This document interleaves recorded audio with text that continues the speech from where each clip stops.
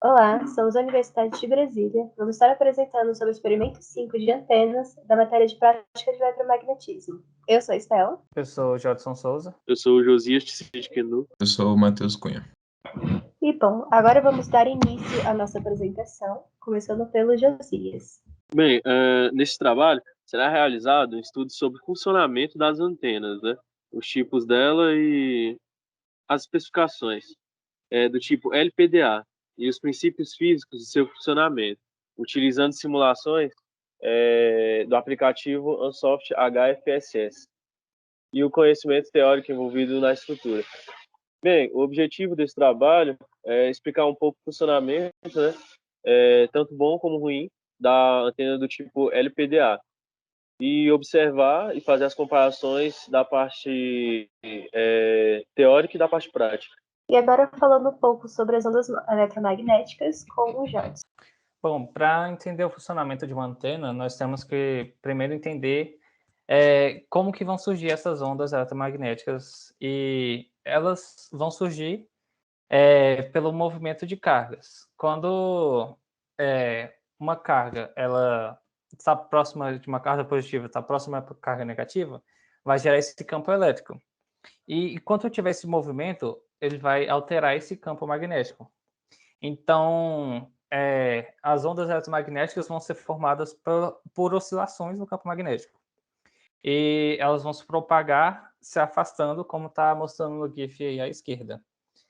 E elas vão só viajar na velocidade da luz de forma tridimensional, né? Elas vão se propagar de forma tridimensional. Agora vamos entender como funciona como que é o funcionamento de uma antena.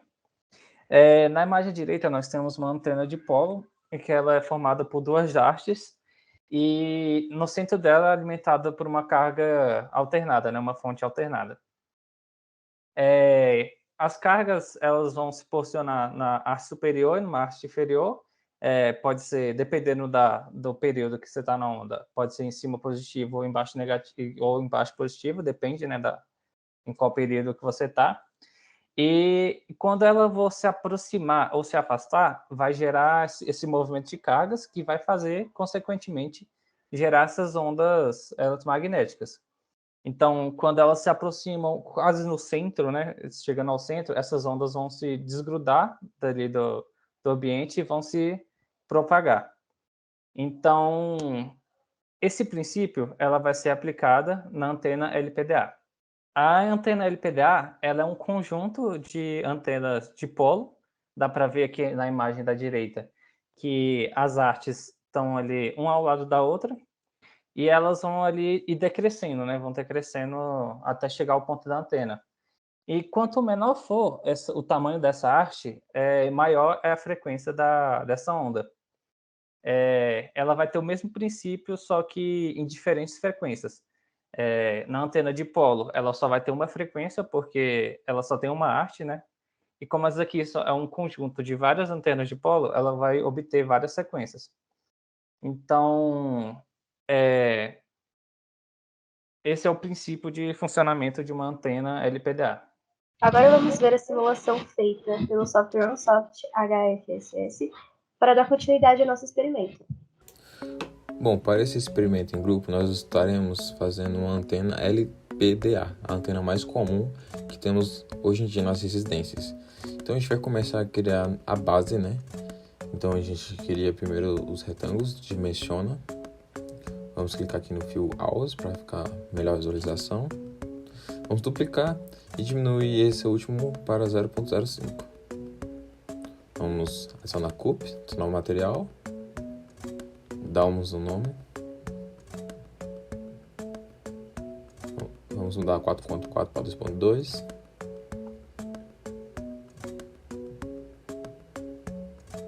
E chamá-lo de dielétrico. Duplicando. Adicionando o material, mudando para ground.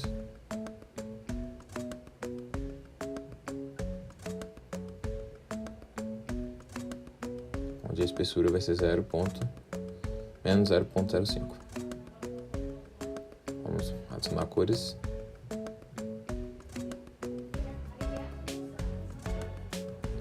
Pronto, agora vamos dar início à base da nossa antena, que a gente vai clicar no retângulo, nós damos um zoom para aproximar, fica mais fácil, vamos criar um retângulo, adicionar coordenadas a esse retângulo.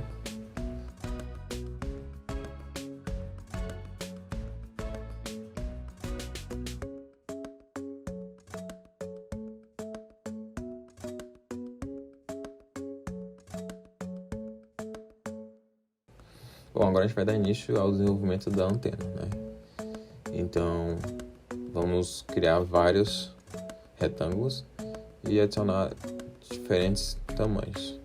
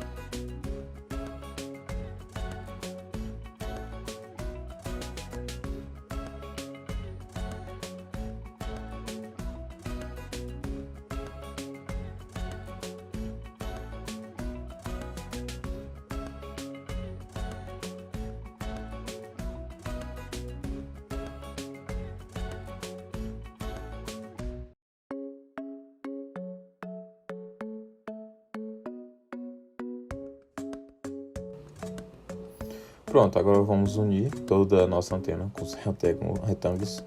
Pronto, após a união, vamos agora pegar todo esse retângulo e transformá-los em um material, né? Aplicando 0,05 de espessura.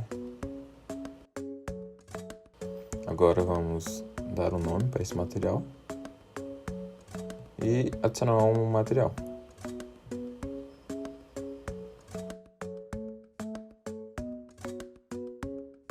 Para o eixo X e Z, e vamos adicionar extension, plot, loom plot, vamos dar um next, vamos new line, vamos adicionar as coordenadas. Pronto, ok, concluído. Pronto, agora vamos voltar para o eixo X, Y. Tivemos uma leve diferença de elevação, vamos ter que ajustar isso aqui agora. Percebe-se que está um pouco mais alto, não está encostando na superfície. Tá, então vamos ajustar aqui os retângulos. Então vamos diminuir para 7.894, 794, 794. E assim a gente vai ter nossa antena na superfície.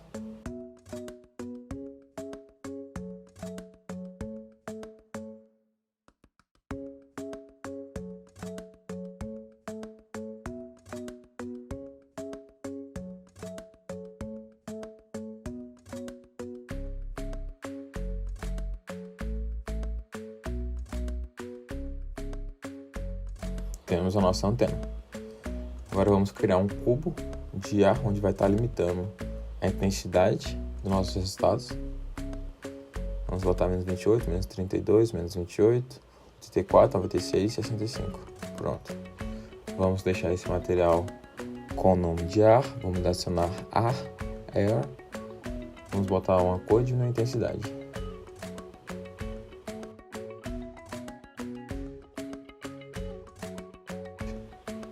certo?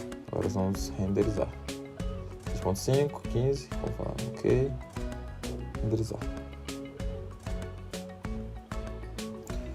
Pronto, agora a gente vai adicionar o radianos, botar 3D, 0, 360, 1 e 1, ok? Fazer mais uma vez, 0, 0, menos 180 e menos 180, vamos chamar de plot. Vamos aqui, decibéis, e vamos ver o resultado. Primeiro resultado.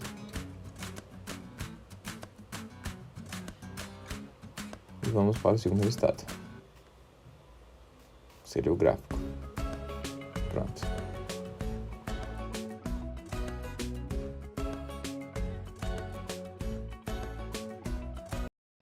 Bom, tendo agora a análise dos nossos resultados, a gente obteve a magnitude do nosso campo, né, de frequência da radiação em si da antena, né? Então, aqui no canto esquerdo, na figura, a gente vê essa magnitude, e no direito a gente consegue visualizar de forma gráfica, né, a intensidade e os campos de maior intensidade dessa frequência de onda. Bom, agora vamos analisar os resultados e iniciar um fórum de discussões. Bom, vamos começar falando do Jodson. O que você acha, Jodson? Bom, ali no resultado ali daquele mapa, né? Pode ser mapa de calor. Foi feita no experimento, na simulação, usando a frequência de 7.5 GHz. Então, eu acho que só obteve aquele mais centralizado porque era só em uma faixa de frequência.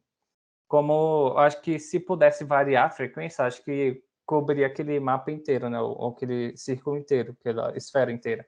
Porque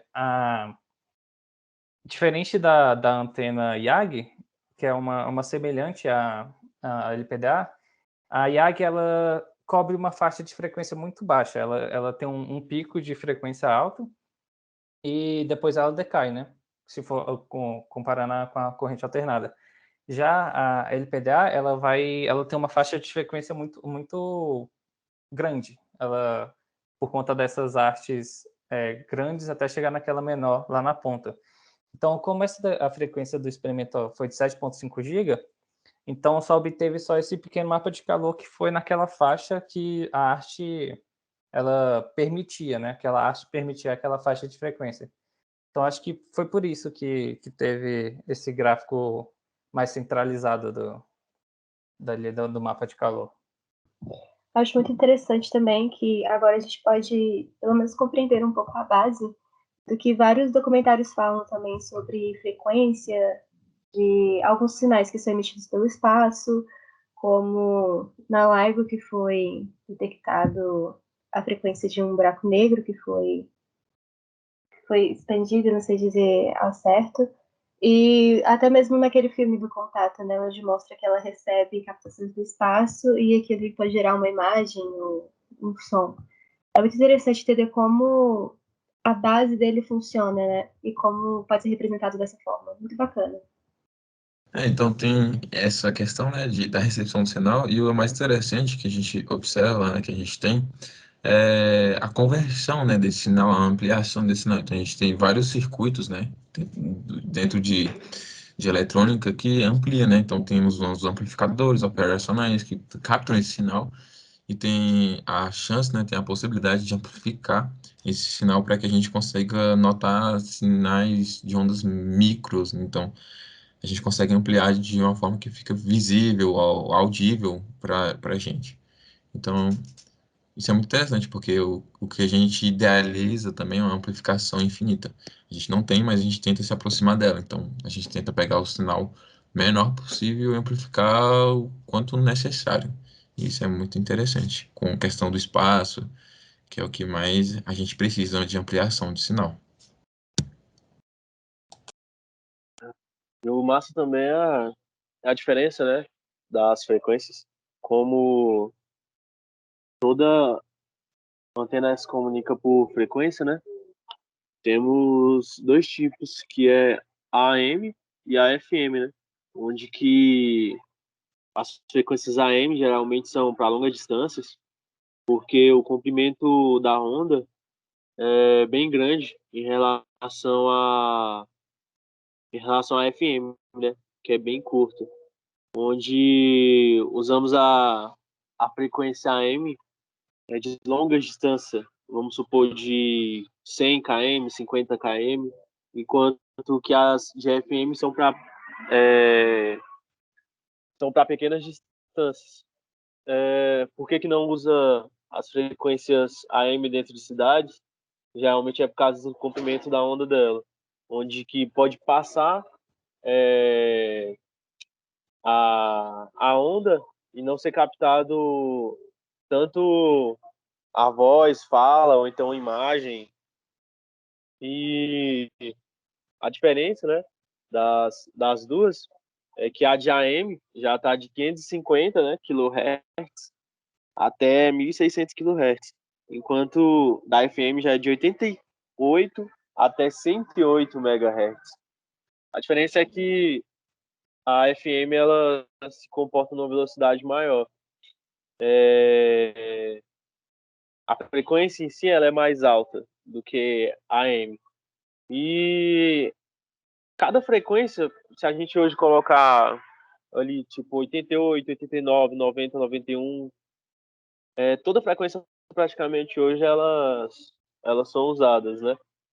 E tem algumas frequências, faixas de frequências que são proibidas. Tem umas que são abertas, né? Que no caso é a da TV, que vai de 55 até 72 MHz.